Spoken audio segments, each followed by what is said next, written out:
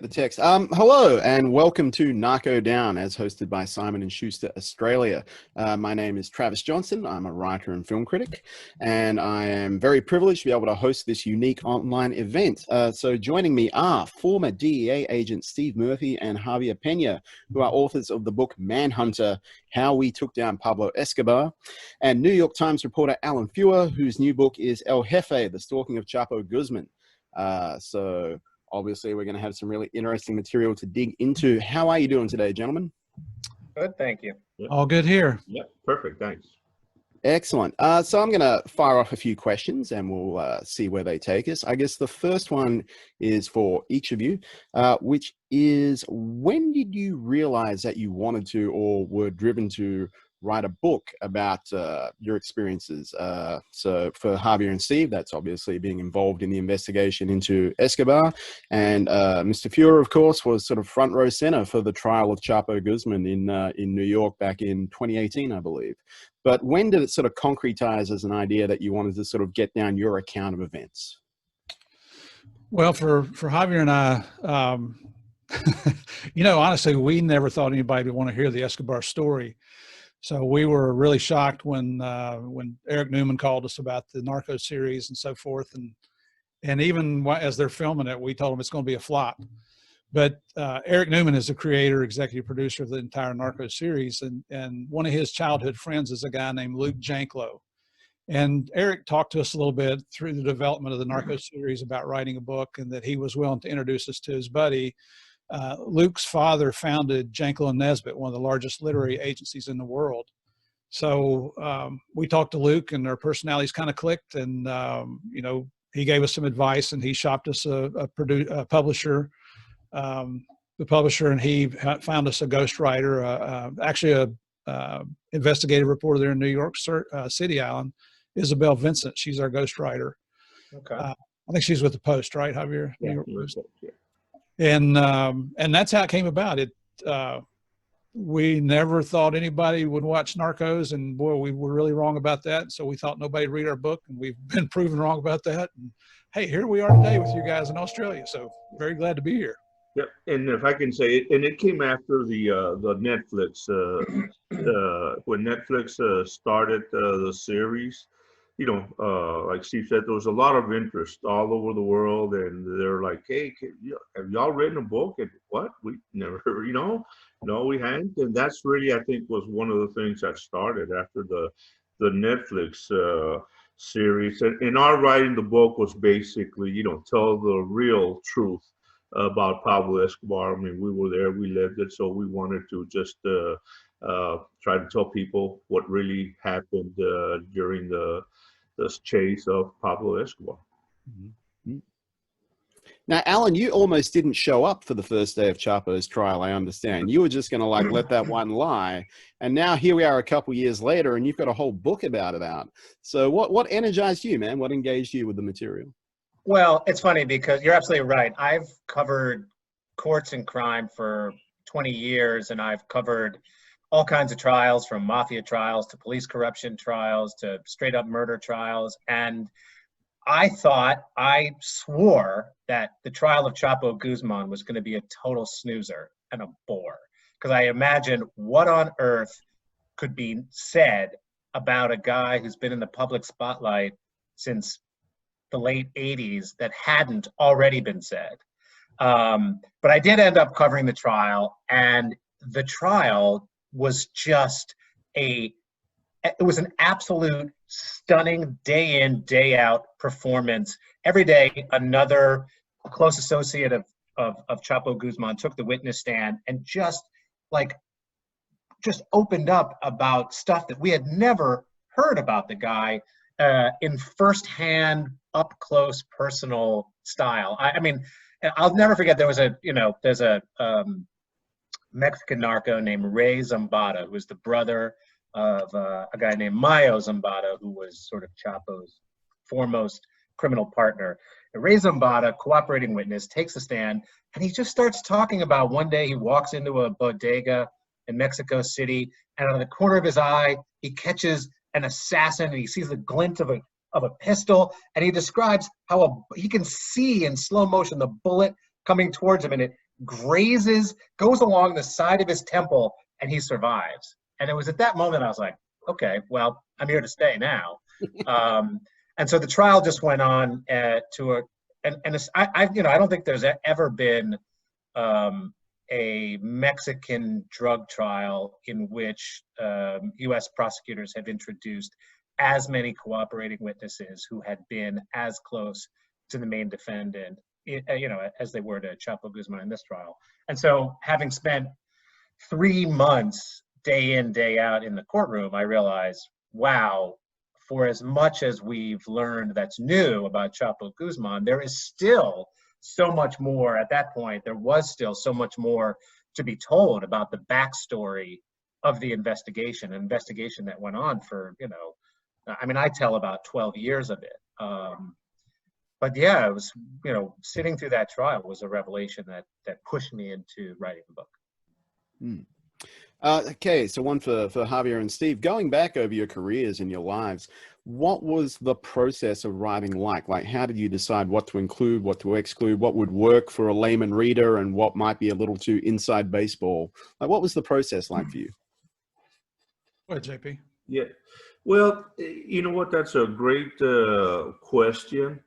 And I think we took it from writing it was just not only Pablo Escobar, but the way where we grew up, early beginnings, some early type cases we worked for, more of a chronology of how we ended up in Colombia. See, the book is not only about Pablo Escobar, it's about other aspects of our lives. And I think that's what, we were trying to shoot for the readers to really see where, how we got there. And it's, and Steve and I all that Steve, but, we have two different, two different basic philosophies. But then when we got together, obviously in Colombia, we started, we worked together. But it's not like the book is not a shoot 'em up, tell, it's more of, like I said, our upbringing, our first cases, our trials and tribulations, really, of being in DEA, and then we basically culminate with the search for Escobar. And there's, in the search for Escobar, there's been a lot of, a lot of lies, a lot of stuff that's not true, a lot of other movies, books, which are not written. They're written in a different fashion where, and a lot of people, want to glamorize Pablo Escobar, which is one of our factors that we said we will never glamorize Pablo Escobar. So I hope we accomplish that, but just include the human side of the search of Pablo Escobar. And with that, I'll let Steve, because he he had his wife down there, and I was there by myself. So. Yeah, well, we all know Javier wasn't there by himself, but he wasn't there with any family members. I say that. Right. Yeah. But it's funny that you mentioned that, Travis, because I actually sat down after retirement, and this is when Narcos was still being written and the first season was being filmed and all that. And I thought, you know what, I'm going to try my hand at writing a book. And I spent probably 6 hours one day at the kitchen table and just typed out page after page after page of things. And I slept on it. I woke up the next morning and read it. And I thought, what a bunch of crap. It made no sense. It wasn't really coherent. It wasn't chronological at all. But when it came to writing the book, Javier and I have been cops our whole lives. We were both cops for almost 38 years each. So when we write things, it's kind of sounds like a police report, to be quite honest with you. It's the facts and nothing but the facts, as Joe Friday used to say. But that was the benefit of having Isabel Vincent as our ghostwriter, because she actually lived in Medellin in the early 1990s in one of the comunas.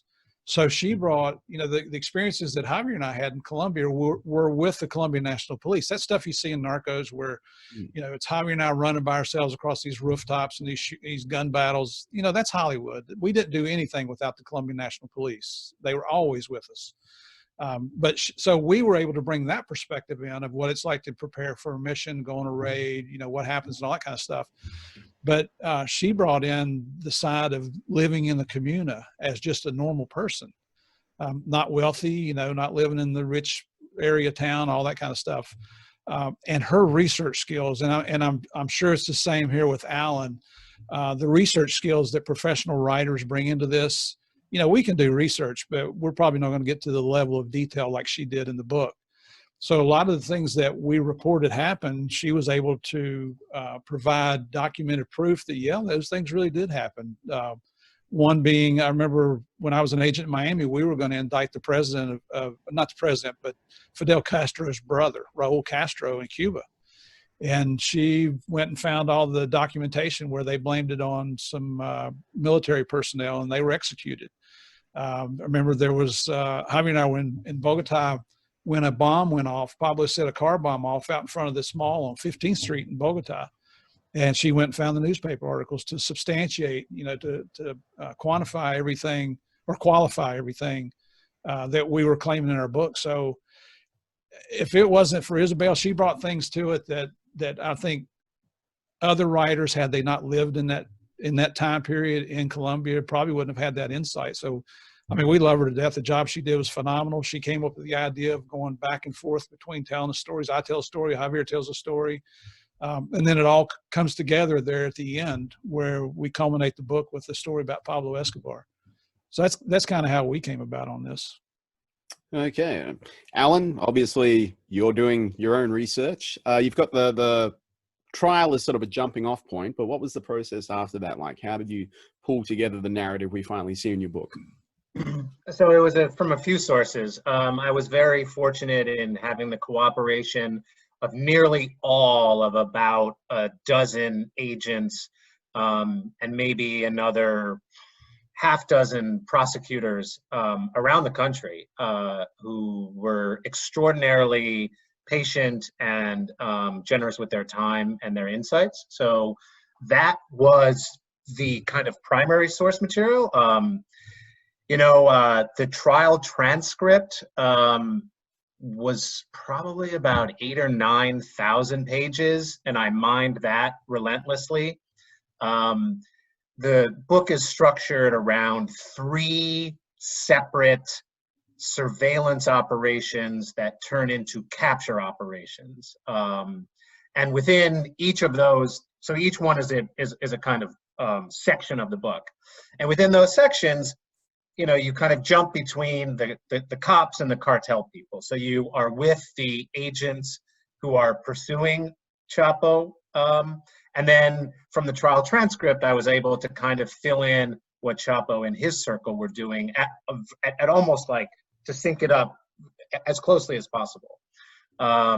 So those were the two main sources, and it was just a lot of painstaking and grueling nailing down of facts, because as Javier and Steve well know, everything in the world of the drug war is shadowy and confusing. Facts seem like they're one thing but turn out to be another thing. There are competing agendas, politics intervenes.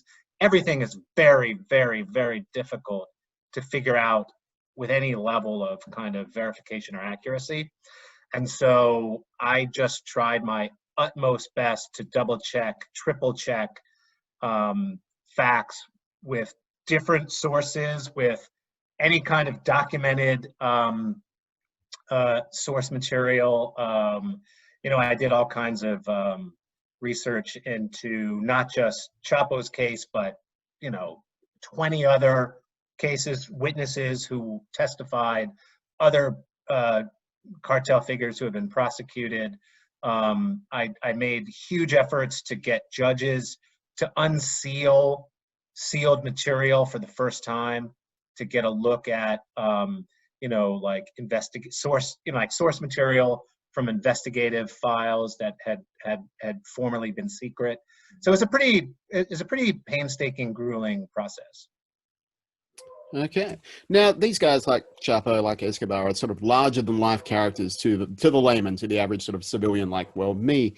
And a lot of sort of folklore and myth tends to accrete around them. What do you guys find are the biggest misconceptions that your average person has about people like these drug lords and the entire sort of, narco world in general?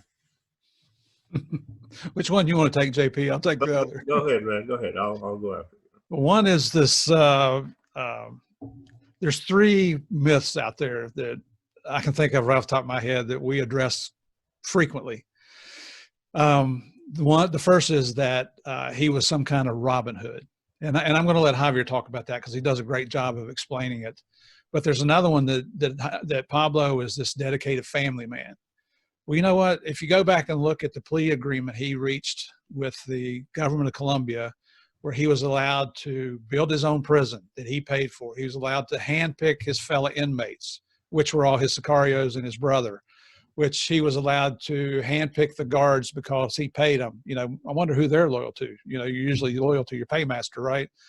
That he got a 5-year sentence in this prison, which, we suspected was more of a country club, and which was proven once he escaped a year later. That he was given a 5-year sentence is all he received. He was allowed to pick the crime that he pled guilty to. And then there was no stipulations to take any of his assets. So, Forbes magazine rated him as the 7th richest person in the world with assets as high as $30 billion. He gets to keep all the assets. So now back to this myth about him being a dedicated family man.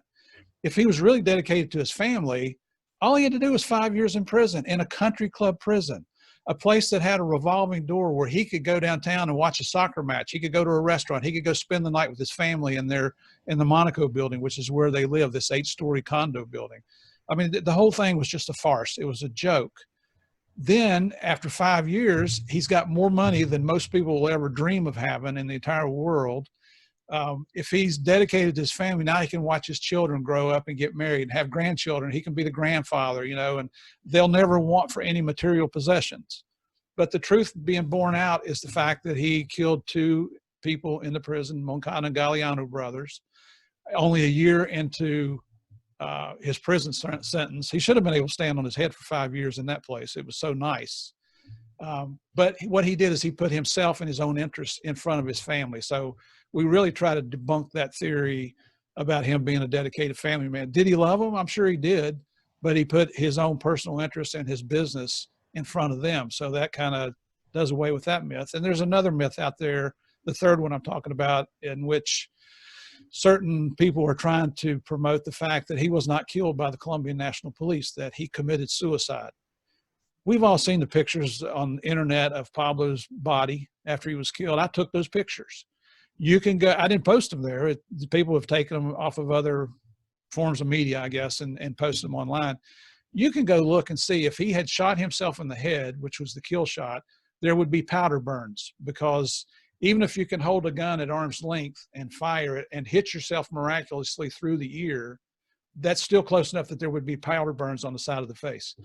Go look at the pictures. There's no powder burns. It's just another myth that's trying to change the truth about what really happened to Pablo Escobar. Now, JP, you go with the Robin Hood thing, buddy. Yeah, and the Robin Hood, of course, that's a that's a myth. Like I tell people, Robin Hood didn't bomb a commercial airline, killed 107 people. Robin Hood didn't kill the next president of Colombia, Luis Carlos Galán. Robin Hood didn't put a bomb on like the local FBI building in Colombia, killed about 120, persons in that building. And, I had the opportunity to debrief one of those guys, one of the sicarios, 15 years old. And you know what? And I tell, wow, it was chilling when I heard he confessed to me he had already killed 10 police officers for $100 a head. Can you believe that? $100 a head for a human life. Then he said, you know what? I'm here to die and kill for Pablo Escobar. He has given me money, taken my family out of poverty. My mom has a little house, has food, so my life belongs to Pablo Escobar. I'll do anything he wants me to do. He said, I'll be dead by 22, 23 years old. And I don't think you can, with the sicarios, in Mexico, you can relate that to. And I think also, there's a fascination with narco traffickers, you know, the Colombians, the Mexican traffickers, you know, and I tell people, we're all 99% of the people are good, right? But we want to know how you know, because we see it in the movies, how this trafficker actually, how he actually lived. And, you know, Chapo and Pablo Escobar are two good examples how the lavishness, how the money, you know, Pablo Escobar had a zoo, you know, a beautiful ranch, whatever aircrafts he wanted, buildings, you know, money was not a problem. So we're fascinated with that. But like I said, the myth, the final myth of Pablo Escobar, you know, what we call him the inventor of narco-terrorism, killed between 10 to 15,000 innocent people. And his Sicario, guy named Popeye, just got out of prison about 5 years ago. He died here not too long ago. Says the number is closer to 50,000 people. So they do not care how many people get killed as long as they are able to make money. Okay. Alan, anything to add there? Yeah, I just have two quick thoughts.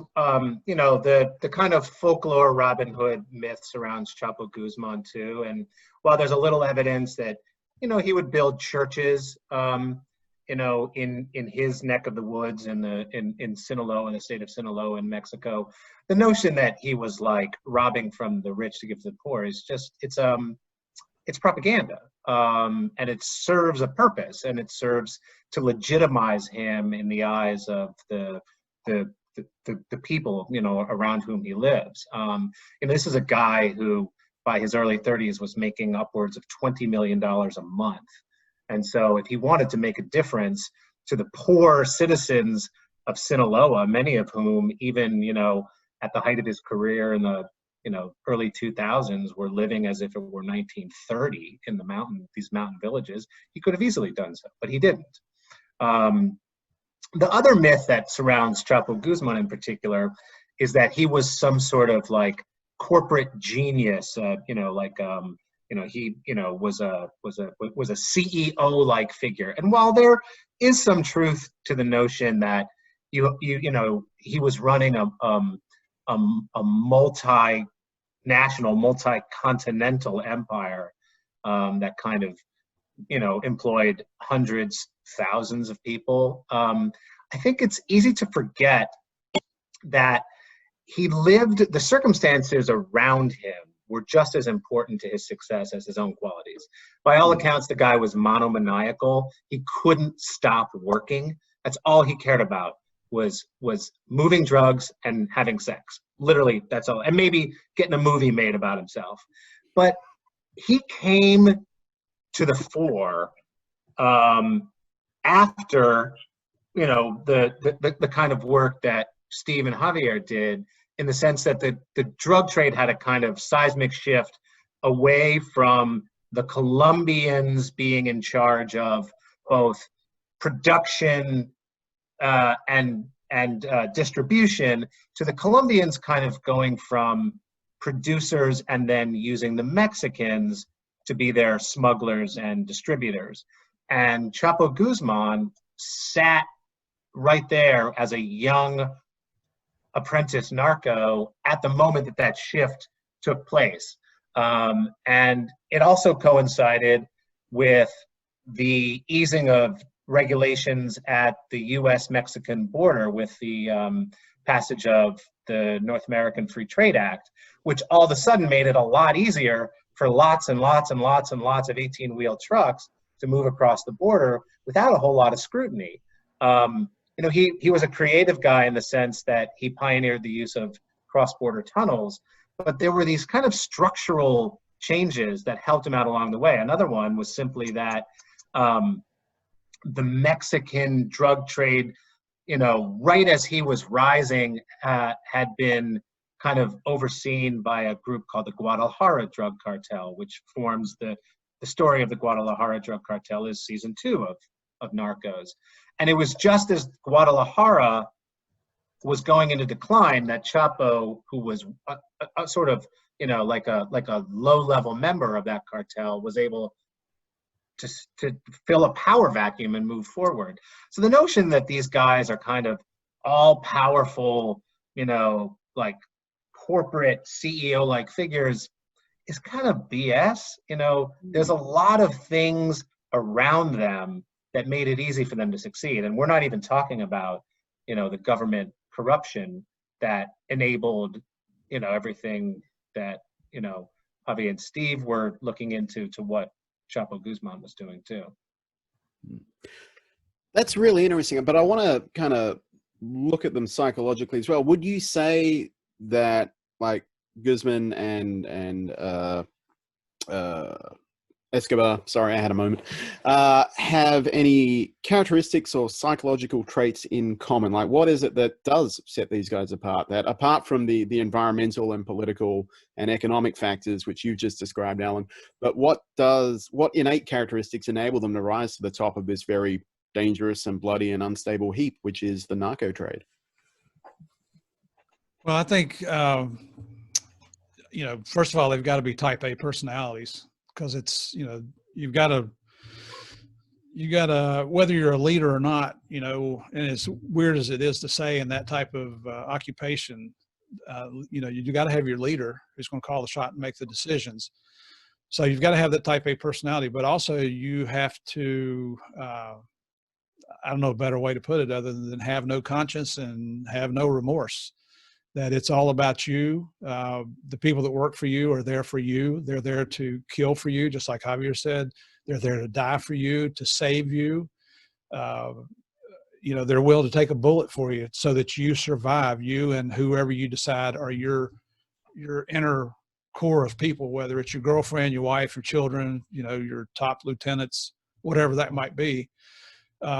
You've got to be willing to employ a level of violence that people like us, you know, I mean, Javier and I, we were cops for a long time and we saw a lot of bad things, but holy cow, you know, if you're going to be that type of person, you've got to be ready to employ violence that we would never even dream of, whether it's torture, dismemberment, mental torture, killing a man or woman's family members in front of them, you know, taking advantage of them through rape or whatever it might be.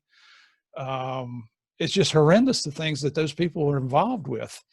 We see that their organizations, especially now in Mexico, and Alan can probably talk about this much better than we can, but we see the pictures with the dismembered bodies, with the people hanging from the bridges, with going into the nightclub where they've taken a sack of heads and rolled out on the floor.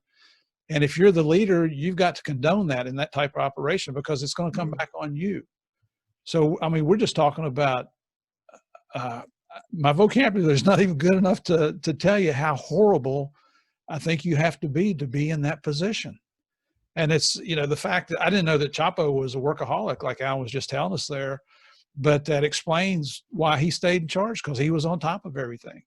You know, when you think about it, I mean, in our occupations, my wife still thinks I'm a workaholic just because that's what I like to do for a hobby. But, and Alan is too. If you went and had 8,000, 9,000, 10,000 pages of notes from a trial, oh my gosh, that's dedication right there. But that's what it takes to be on top, you know, whatever your occupation is.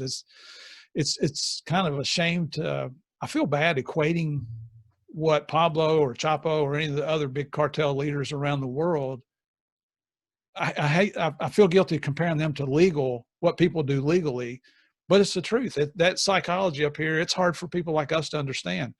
I know, Javier, didn't DEA do a psychological profile on Pablo at one point? On Pablo, yeah, they did, and it was just, it's, you know what, and one of the things I always remember is just that greed.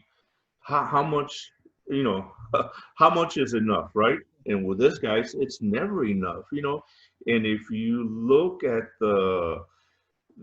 like me, I would say, man, the average person, man, hey, you made $1 million, just retire, right? But they want 10 million more, right? And they continue, and it's never enough. If you look at Pablo Escobar, had a great deal in prison, was 5 years. He thought somebody stole money from him. That's all it was. He had them killed, and that's what started hey, we need to get this guy out of his prison into a real jail cell, sort of like Chapo. But it's never enough, that greed, that they want more and more and more. And this is what I think is just, you know, sets apart, the narco traffickers, the violent ones, the use of that of the violence. So it's just, it's never enough for these guys. I would add one thing. I don't know if you guys found this in your pursuit of Escobar, but the one characteristic about Chapo Guzman that stood out to me, and he had all of that stuff that you guys are describing, an extreme sense of paranoia. He was so paranoid at all times about his mistresses, his lawyers, his top aides, that he spied on them constantly. At one point, he hired a young Colombian, like a 21-year-old IT guy, like a tech nerd, and this guy installed spyware on a few dozen BlackBerries, and Chapo handed out these spyware-infected BlackBerries to his wife, his ex-wives, his girlfriends, and his close circle of associates. And what this spyware did is it reported back to him in a spreadsheet form everyone that these people called, GPS locations for where they went at all times on like a 10-minute cycle, and all of the text messages that they sent by these infected BlackBerries. And he became so obsessed with reading these readouts that he had to delegate. It became too much. People were like, Chapo, you have a cartel to run, because he was so obsessed with knowing at all times what people were saying about him and where they were. There was a function in this spyware where he could remotely and automatically turn the microphone on these BlackBerries on, so he could actually eavesdrop on the people he had given them out to. And for the span of like a few months, he got nothing done because he was so obsessed with this. Wow. And in an insane twist, the FBI, who ultimately approached and turned the young tech guy as one of their informants, was able to get readouts from the spyware that Chapo himself had put onto these BlackBerries, so that Chapo's own paranoia and jealousy that had led him to effectively wiretap all these people around him, led to him essentially wiretapping himself, because the FBI got access to the spyware that he put to spy on others, which is just bonkers. Appropriate. That's very appropriate. Insane. It's very ironic. That's some Greek tragedy level kind of stuff going on there. Alan, I know you have some questions for JP and Steve, which makes my job a lot easier. So I might try and facilitate a conversation between you gentlemen. What have you got for us? Well, just out of personal curiosity, did you guys ever come across any Chapo Guzman related stuff when you were investigating Escobar? Because Chapo, I got a hold of a biography, an autobiography that a ghostwriter wrote about, that Chapo participated in the process of writing this book. And he claims that he went down to Colombia to meet Escobar a couple times, probably in the late 80s, may have been a little bit before you guys got onto his trail. But I'm super curious if you guys ever if you guys ever found out anything. You know what, Alan, there was a lot of, and I got there in 88. And I remember at the beginning, there was a lot of interaction with the Mexican traffickers. Personally, I never heard of Chapo coming to Colombia, but there was a lot of other traffickers. I remember they used to fax the coordinates into Mexico on the landing strips where they were going to land. I remember one was called La Fanny, F-A-N-N-Y, and every route had a name. Hey, we're going to go La Fanny, and it was coordinates in Mexico. A couple times other Mexican traffickers visited, but there was, and Colombians would send guys into Mexico. Bottom line, I never heard of Chapo at that time. Sorry, guys. Colombia, but other traffickers were there. Other traffickers, yes. And they had and like you said, Alan, you were perfectly right on that. That at the beginning, the trafficking was a little bit different. Colombians sort of wanted to control everything, and then it switched where the Mexicans said, "Hey, this is our load now. Colombians, we're paying you. Get out of our business." Yeah, you hit that right on the head. So I'm curious. You guys basically started your investigation after Escobar escaped from prison, correct? No, it was at the beginning. That's why he surrendered. We started the investigation. The second is where Steve and I get together after the escape. So that's the second investigation. The first one was go after him. Then the famous, Steve talked about it, the famous surrender happened, and he's in prison, so-called prison, for 1 year, the escape, and that's where Steve and I start living with the cops in Medellin. For me, Alan, I arrived in Colombia on a Sunday, and Monday going to the embassy, and 3 days later is when he surrendered. So that was in June 1991. Right. And I had nothing to do with the first part of the investigation, although I was stationed in Miami for 4 years. And we were seizing hundreds and thousands of kilos of coke in different cases there. Medellin cartel controlled South Florida, so all the dope was related back to Pablo Escobar's organization. But I never had a case that got me up to that level where we could go after Pablo. Some of the agents in South Florida did, but none of my cases did. Right. But, so my involvement was primarily after he surrendered and then after he escaped. Right. And so once you guys started to do the post-escape investigation, I mean, I watched Narcos season 1. And it seemed to me like the real meat of the investigation were intelligence wires. Is that the case, that you guys were using intelligence wires to do the kind of day-to-day tracking, where, how, when, who's he with, all that kind of stuff? Yeah, and the wires at that time, I think, like in Mexico, well, I don't know what what's going on, but there were intelligence wires. You couldn't use it really for legal purposes, so it was just wiretaps, a lot of informants. Right. Second search, we started getting a lot of informants. Once people started realizing that Pablo Escobar could be taken down. At the first time, it was hard to get informants because it was informants would get killed. But the second time, the electronic eavesdropping, the technical, then what is it? What do you call those, Steve? The planes, the intercept, the center spike. Yeah, center spike. So that helped, but it was a lot of informant, a lot of electronic surveillances, and I think what helped us, we had direct access to all the electronic surveillances. That helped us a lot. Yeah. And one of the big challenges, Alan, was the cell phones that they were using back then were just radio telephones. Right. Operated off radio frequency. So if they wanted to thwart our efforts, if we identified the frequency, all they had to do was just change the frequency. But the challenge for them was they had to get the new frequency to all the people they wanted to talk to. Right. Well, it's kind of I'm fascinated by that stuff because the three operations that I write about are all surveillance stuff. But it's pretty, this is 20 odd years later, right? Or more or less. So, you're talking about a way more sophisticated technological universe. And it was some pretty wild stuff that first FBI and then DEA was able to carry off.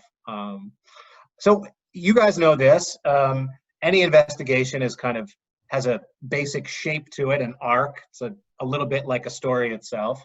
So I'm curious where, what your low point in the investigation was, and when, and then, conversely, kind of like when you guys are like, we know we have him now, and now it's just a matter of time. Well, we were, for 18 months, Javier and I were living in Medellin with Colombian National Police. And, my wife is back in Bogota by herself. And so Pablo was killed December 93. In October of 93, a couple months earlier, my wife and I adopted our first daughter in Colombia. She was 8 months old at the time. And I have two sons that were back here in the States. But, I'm living in Medellin. I've got a brand new daughter and I can't spend any time with her. We'd get to come home sometimes on the weekends, but not always. And but prior to that, probably just a few months before Pablo was killed, it just seemed like the tips were drying up. You know, we had a 1-800 tip line there in Colombia. The United States was offering a $5 million reward for Pablo and all that stuff. And the intercepts weren't working. I mean, if you watch the Narcos series, it shows that Pablo went to his dad's farm and hid out there. That, you know, people think, well, why didn't we go get him? That's Hollywood. If we'd known he was there, we'd have gone and got him, right? Right. So that's another example of the Hollywood story in the Narcos series. But it got to the point where Javier and I are like, you know what, just let the guy give up. Let him go back to that country club prison. You know, we were seeing all the bombings were going on. You know, one thing a lot of people don't realize is that 1 year Pablo was in prison, the bombings did stop. You know, it was safer for just the common person walking down the street. After he escaped, the war's back on, you know, the bombing started again. And so, you know, we just kind of, quite honestly, started feeling sorry for ourselves. It's like, man, it's boring. We're never going to catch this guy. It was self-defeating. But then we would see an operation where some of our Colombian National Police officer friends were killed. I mean, Javier and I went to more funerals than anybody should ever have to go to in their life there. We went to one funeral. There were so many police officers being killed down there. The Colombian National Police have their own funeral home. They have multiple viewing rooms so they can have multiple funerals at the same time. We went there one night. 8 of our friends from Medellin had been killed in an operation against Pablo Escobar. So I bring that up because that's when you realize, stop feeling sorry for yourself, get back on your, you know, get back on your mission, get focused on what you're supposed to be doing and get the damn job done. So that was probably the low point for both of us. Cause you know, I mean, we're seeing other people in the embassy sitting in their offices with their feet up on the desk reading the newspaper, and we're thinking, what the heck are we doing in Medellin, risking our lives every day? But that was our job. That was our mission at the time. Yeah. And yeah, and if I can just, and you asked what was the turning point. I think the turning point was when we actually got Escobar's frequency and we started intercepting him again with his son, Juan Pablo. And everybody was happy, Alan. It was one of those moods where that's Pablo Escobar on the radio, on the cell phone. You know, we got him again. And this time we were ready. And I think it took like 2 weeks on that last intercept.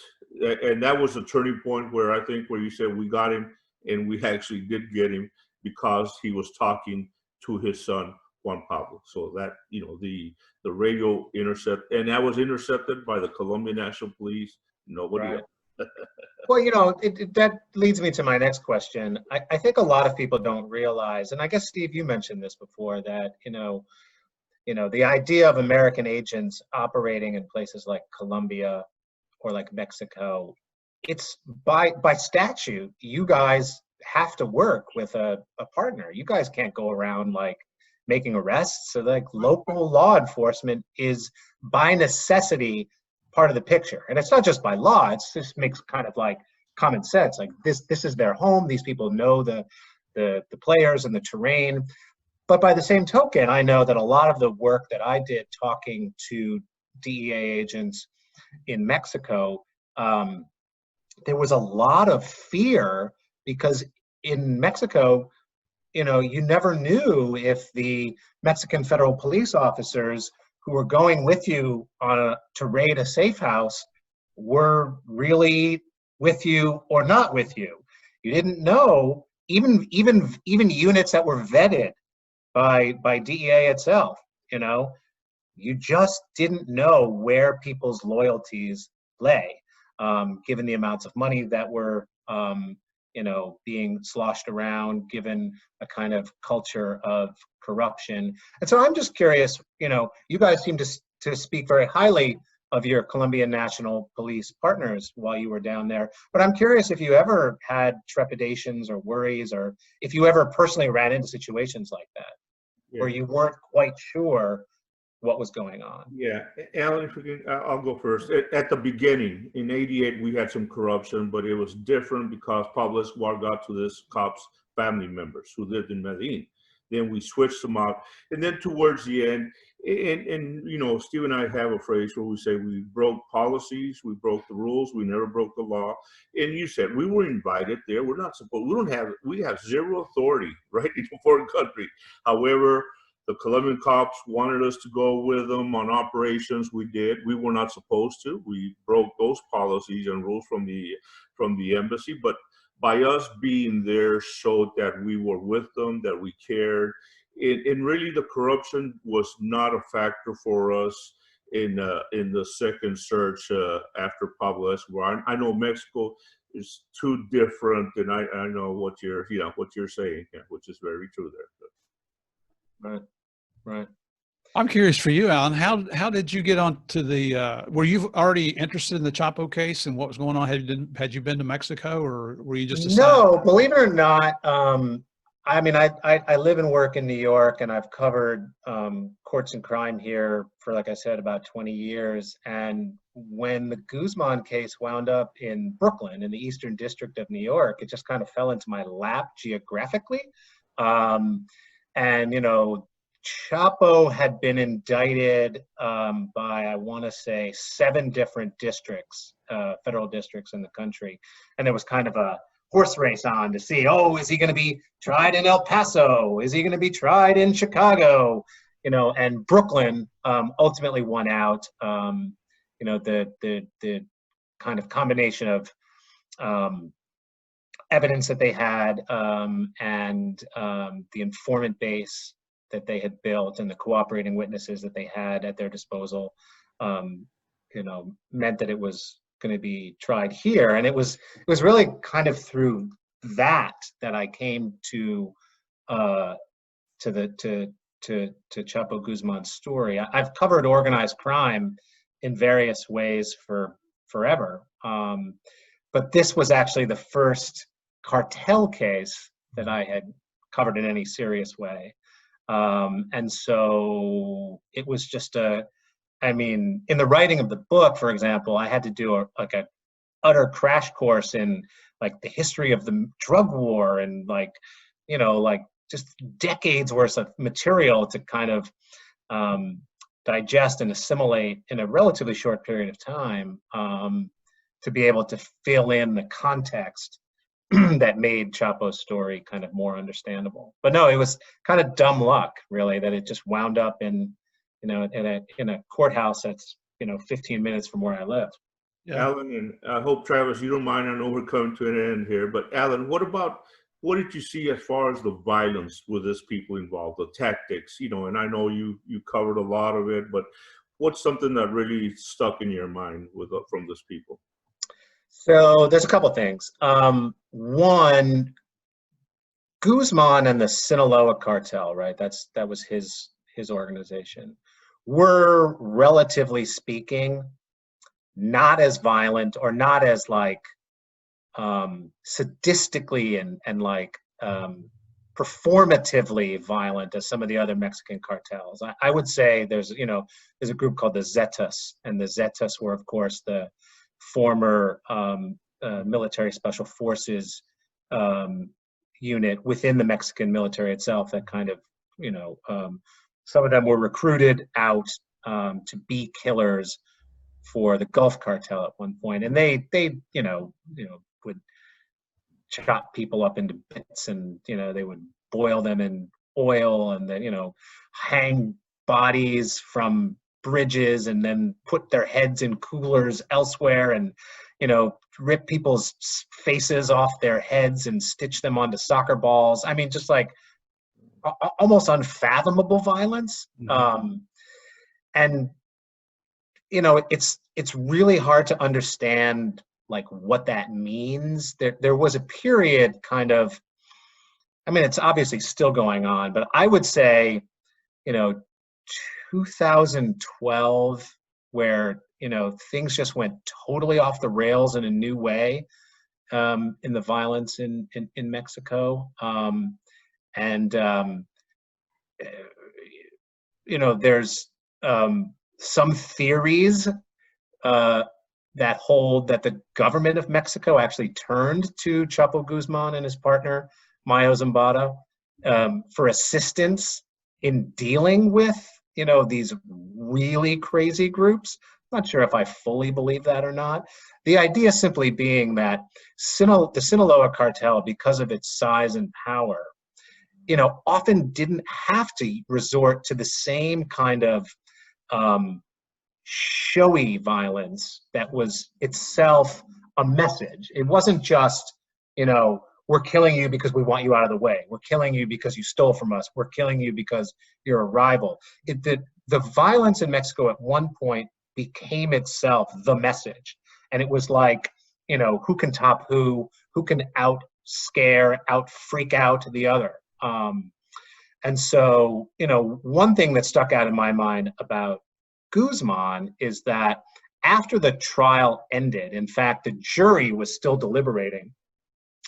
You know, I mentioned I had made this effort to get documents and unsealed.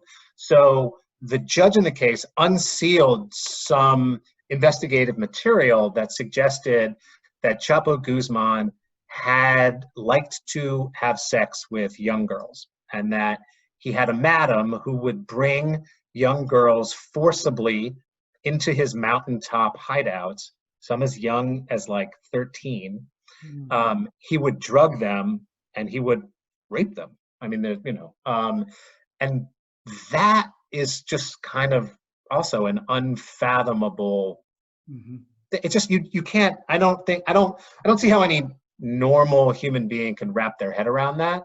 These were not cartel rivals. These were not enemies. These were not people who had crossed or cheated him in any way. These were totally vulnerable young girls who were brought from their homes to his camp, you know, to be brutalized. And so that really, like, that stuck with me. You know, it still sticks with me. I don't know what to make of that. It just shows the level of depravity is involved with these type of people. It's funny that you mentioned the age, because when Pablo married his wife, he was in his mid-20s. She was 13 years old. And she has a book out now. I haven't finished reading it yet, but I understand. And I read an excerpt from it months ago when it first came out. That says she had an abortion at 13 because he got her pregnant when she was 12. You know, yeah. I mean, as sick as these people are, it's like they always come up with something to outdo themselves just a little bit more. And pretty much, remember, Steve, at every raid we would go to, when we would miss him, he'd have a cook, and there'd be a young girl there that was, you know, for Pablo. Yeah. Can I ask you guys one more question? Sure. So I'm curious. I asked this of all the, you know, people who spent their lives and careers kind of doing this sort of work. I'm curious, you know, law enforcement has a place in all of this, in the pursuit of drug lords has a place in all this. Do you guys, you know, what's your take on the in the biggest picture possible? Like, you know, does the stuff that you guys did and the agents that I wrote about who got Guzman, is that going to work to kind of stop the flow of drugs? And, you know, like, how do you grapple with those big questions? Because on the one hand, what you do is incredibly important, but on the other hand, it keeps on going. And I'm just curious what your thoughts on that are. I'll do my 2 cents, because Steve, and we'll finish up with Steve. I know with the time. Look what happened to the Medellin cartel. We took them down. What happened? Cali cartel took it over, right? We took them down. North Valley cartel, the Mexican cartels take it over. There's always somebody waiting in line to take over the dope business as long as there's money to be made. Steve? Yeah, so it's so we have a worldwide speaking tour. This is our 5th year, although 2020 has been pretty bad because of the virus. But and we do a Q&A with every audience, and you can ask us anything, and that question is asked frequently. Sure. So, you know, first of all, this is not to take away from the law enforcement efforts of the brave men and women who put a uniform on or who work undercover to protect us all. So God bless them. You know, that's what we did for the bulk of our adult professional lives. And we still need those people who are willing to risk their own lives to protect us. But we know we cannot, as a world, arrest our way out of the drug problem, right? We can't put enough people in jail to get rid of the drug problem in the world. You know, unfortunately, here in the United States, we have the dubious distinction of being the biggest consumer nation in the world of illegal narcotics. That's not something to be proud of in my book. But there's got to be other alternatives out there. So Javier and I are a big proponent of education at the earliest possible age. And, you know, some people look at the DARE program. We love the DARE program. We can't tell you how many times people have come up to us after shows saying, oh yeah, I went to the DARE program. I remember this, you know, and so they give a lot of credit to it. And the program was defunded at one point. It's back into being funded now, I think, through private donations. But, you know, for my personal situation, I have 5 granddaughters right now. I'm fine with them hearing these, the evils associated with narcotics use, with illegal narcotics at the earliest possible age. If it scares them, I'm fine with that, because we've got to do something better. But another program, it's not fair for us to look at our police or our judges or our legislators and say, go fix this problem. DEA has this program called the 360 strategy, and we do not speak for DEA. Just, you know, we'll put that out there. We're retirees. But I love this program because they go into high-risk cities and they approach it from a community approach. You know, they'll bring the law enforcement, they bring the legislators, they bring the clergy, the faith-based community, they bring the doctors and the pharmacists, they bring the housewives, they bring the whole community together to attack the problem, or to at least address it, to try to come up with potential solutions. And from my understanding, I don't have statistics to support this, but from my understanding from people within DEA that know the program, say it's been phenomenally successful in certain cities, not 100%. But, you know, personally, I'm also a big proponent of acceptance of self-responsibility for your actions. People say, well, there's nothing wrong with smoking weed. I don't know if there is or not. I'm not a proponent of legalizing it, but I don't know. DEA's mission has never been go after the users. It's always been to go after the manufacturers and the distributors and the violent people associated with that. So, what that comes back to, acceptance of responsibility, is you involve yourself in that type of behavior, be ready to suffer those consequences when the time comes and we finally catch up with you. And I hate to get on my soapbox and talk about that, but that's, you know, it's kind of a personal thing with us. Well, okay. thanks, yeah. Gentlemen, that's our hour. Unfortunately, that went by like a bolt of lightning, and it's been, and like lightning, it's been very illuminating. So I'd like to thank, on behalf of Simon & Schuster Australia, Alan Feuer, Steve Murphy, and Javier Pena. I hope you guys enjoyed this as much as I did. Travis, thank you for hosting, and thanks Simon & Schuster for supporting us. We really do appreciate it. Travis, yeah, Alan, thanks again for. Thanks, guys. Yep. All right. Okay. Okay. That's a wrap. Thanks, guys. Yeah, that was good. Yeah. Alan, you covered most of the questions I had lined up to ask anyway, so that was. Oh, good. Alan, to just do the interview next time. I know, right? Yeah, you're having a job, Travis. See ya.